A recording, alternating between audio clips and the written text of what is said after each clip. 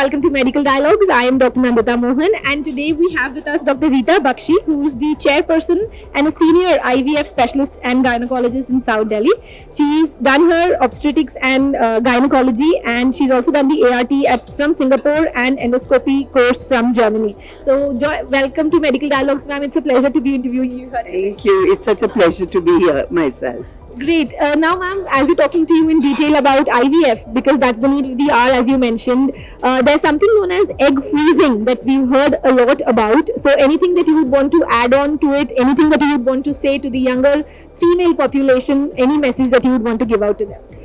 So, I think I'm extremely passionate about the subject of egg preservation because I want every single girl to know that there is a depletion of egg reserve.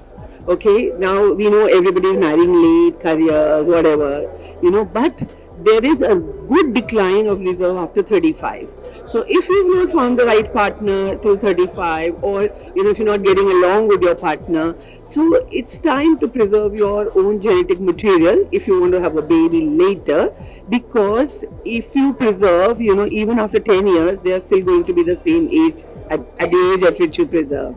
Dinah Hayden is a good example. She preserved at 30 and at 40 she got married, and she's again pregnant with the second baby. So I think it's extremely important. I know I'm dealing with a lot of stars, and they would come and say, why didn't anybody tell? I'm healthy, I look healthy, I eat healthy, I exercise. How can my reserve? So it's very, very important for every single girl to know that there is a decline, and you better look after it.